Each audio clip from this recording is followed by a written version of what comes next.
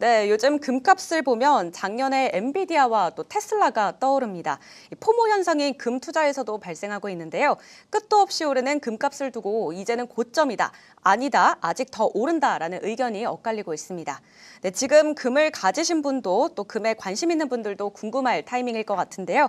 그래서 저희가 금 투자에 대한 전망, 또 금 투자 유튜버 양배리 조교원 작가님을 모셨습니다. 안녕하세요. 네, 반갑습니다. 네, 반갑습니다. 요즘에 금값이 고공행진을 하면서 주변에서 포모 느끼시는 분들이 많은데요. 이렇게 금값이 급등한 이유는 뭘까요?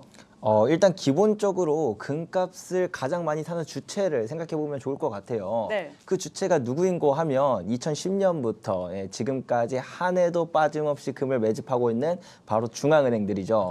네. 자, 이렇게 큰 손들이 왜 이렇게 미친 듯이 금을 사 모았을까? 이걸 보면 지금 이렇게 금값이 많이 오르는 게 이해가 될 텐데요.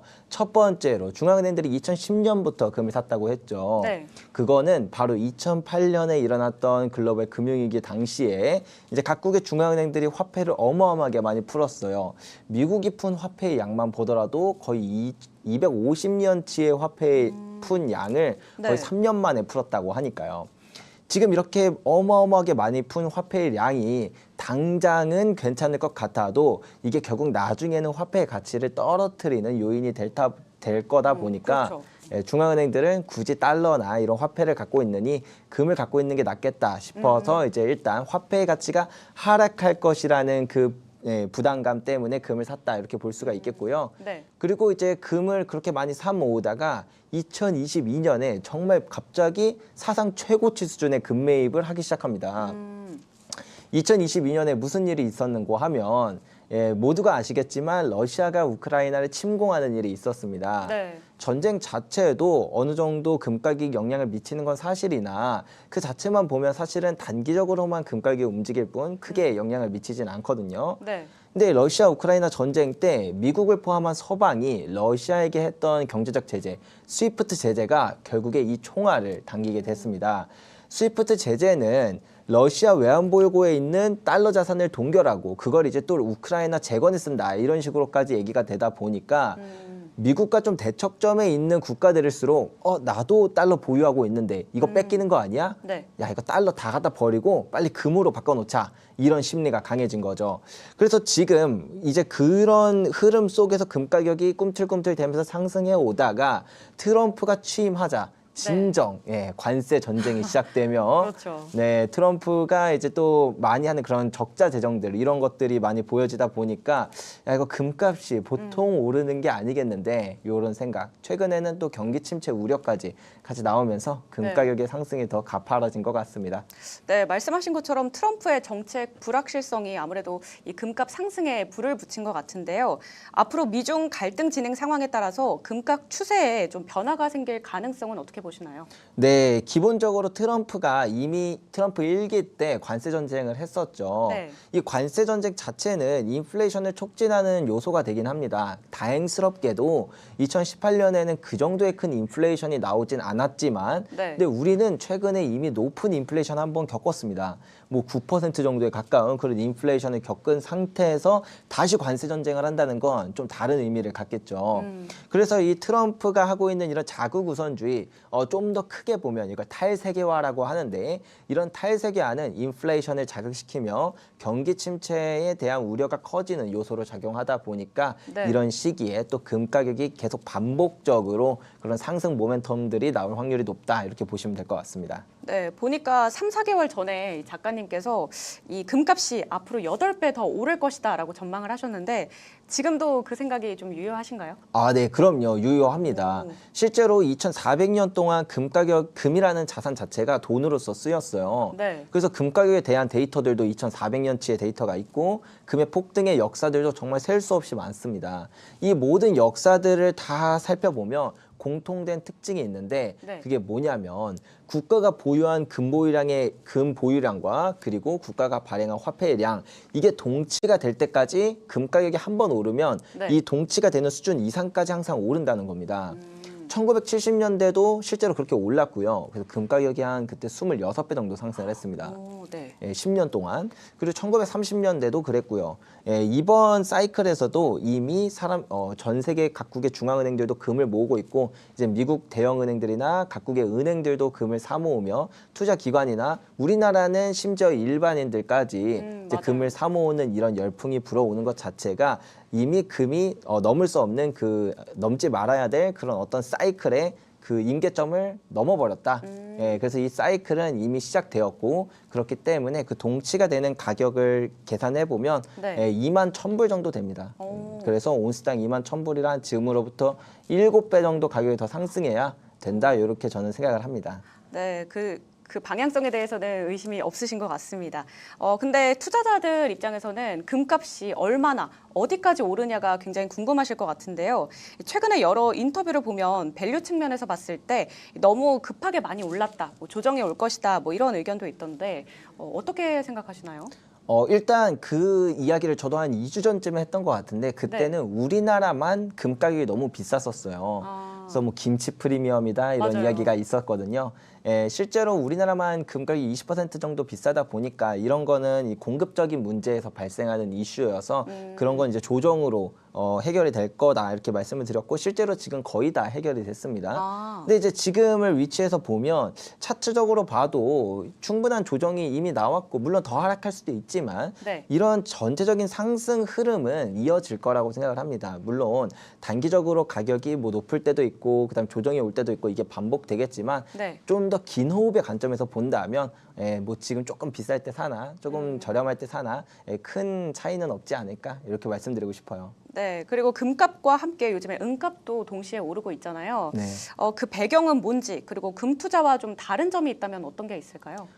은은 5,000년이란 시간 동안 금과 함께 돈으로서 쓰였어요. 네. 우리가 요즘 뭐 은 하면 사실은 뭐 돈이라는 느낌보다는 맞아요. 산업재나 뭐 주얼리나 이런 걸로 많이 생각하지만 그래도 은은 5,000년이라는 그 역사 동안 돈으로서 쓰였다 보니까 돈으로서의 가치를 갖고 있습니다. 네. 그리고 그게 제일 커요. 그래서 실제로 금 가격과 은 가격을 한 100년치 차트를 겹쳐서 보면 오를 때도 똑같이 오르고 떨어질 때도 똑같이 떨어지거든요. 네. 다만 차이는 은은 금이 오를 때 훨씬 더 많이 오른다는 겁니다. 그래서 실제로 금 투자하시는 분들 중에 은 투자를 하는 분들이 되게 많아요. 일반인 분들은 은이 좀 생소할지 몰라도 네. 은이 이렇게 오를 때 금이 오를 때 더 많이 오르는 특성이 있어서 이제 은을 투자하시는 분들이 많다. 그리고 두 번째는 은은 금과 다르게 전체 수요에서 절반 이상이 산업재로 쓰입니다. 네. 은의 특성 중에 모든 원소들 중에 전기 전도율과 열 전도율이 가장 높다 보니까 전기전자공학에서 많이 사용이 되는데요. 그렇다 보니까 이제 은이 요즘에 뭐 5G다, 인공지능이다, 그 다음에 뭐 군사 이런 쪽에서도 워낙 첨단 기술들이 많이 들어가다 보니까 은 사용량이 매년 사상 최고치를 돌파하고 있습니다. 네. 그런 상황에서 심지어 은이 공급은 계속 줄어요.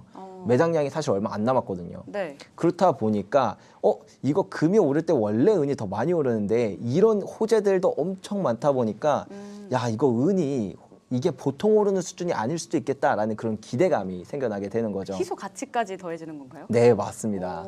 그래서 이런 부분들이 있다 보니까 여러분들도 뭐 지금 사실 은이 이런 다양한 이점들을 갖고 있는 것 치고는 별로 안 올랐어요. 네, 그래서 같이 한번 고민해 보시면 그것도 좋을 것 같습니다. 네, 이렇게 들어보니까 이제 금도 그렇고 은도 그렇고 이제 어떻게 투자해야 하는지 이제 처음 접근하시는 분들은 어려우실 것 같은데 어떻게 할 수 있나요? 일단 초보자분들은 최대한 간편한 거, 간단한 거 이런 거를 좀 추천드리고 싶어요. 그래서 일반적으로 금 투자하면 가장 많이 하시는 게 이제 ETF거든요. 네. ETF라 함은 이제 금 선물 시세를 따라가도록 설계된 이제 펀드다 이렇게 생각을 하시면 되는데 ETF도 괜찮아요. 워낙 소액으로 투자할 수도 있고 수수료도 저렴하니까. 근데 제가 초보자분들에게 더 추천드리는 거는 KRX 금시장이라고 있거든요. 네. 네, 혹시 들어보셨나요? 네, 들어봤습니다. 네, 이게 한 2014년쯤에 한국 정부가 좀 금거래를 양성화하고자 하는 취지에서 한국거래소를 통해서 출범한 건데 쉽게 표현하면 우리 주식 어플에서 매수매도 하잖아요.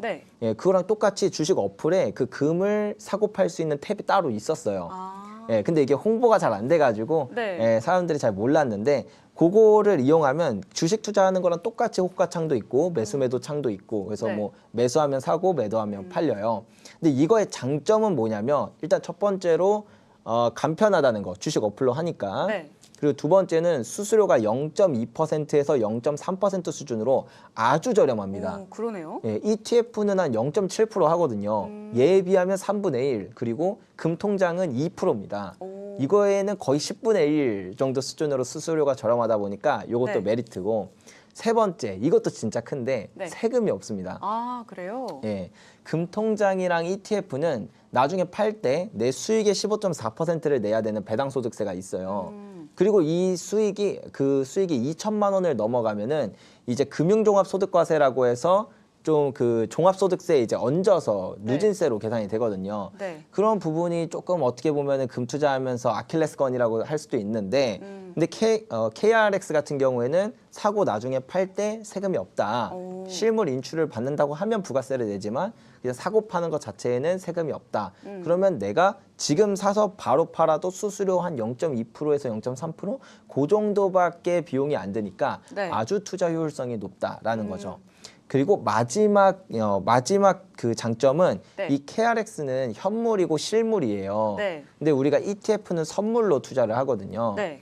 근데 이 실물의 장점은 우리나라 같은 경우에 금의 유출입이 좀 제한되는 부분들이 많다 보니까 사람들이 금 사려고 갑자기 달려들면 실물에 프리미엄이 붙어요. 예, 최근에 경험하셨다시피 네, 김치 프리미엄처럼 맞습니다. 붙는 거죠. 예, 김치 프리미엄이 붙습니다. 근데 이제 우리가 선물 시세로 투자를 하면은 국제 시세를 따라가기만 하니까 물론 금값 오른 거에 대한 수익 보는 거 기분 좋지만 네. 근데 실물을 담보로 한 이런 금융자산의 형태로 투자를 하면 그때 우리나라 프리미엄까지 계산됩니다. 그러면 뭐 만약에 해외에서 금 가격이 20% 올랐을 때 우리나라 프리미엄이 20%가 더 붙어 있어요. 그럼 내가 KRX로 투자를 하면 지금처럼 이제 그런 김치 프리미엄이 안정화됐을 때 투자를 하면은 20% 플러스 20%까지 먹게 되는 거죠. 예, 그런 부분들도 있다 보니까 뭐 아무 때나 KRX를 한다기보다는 지금처럼 좀 이렇게 프리미엄이 안정된 시기에는 네. KRX로 투자하는 게 오히려 초보자분들에게 간편하면서도 효율적일 수 있다. 예, 이렇게 말씀드리고 싶습니다. 네, 안정된 상황 속에서는 ETF보다 현물이 좀 더 낫다라고 네. 조언을 해주셨습니다.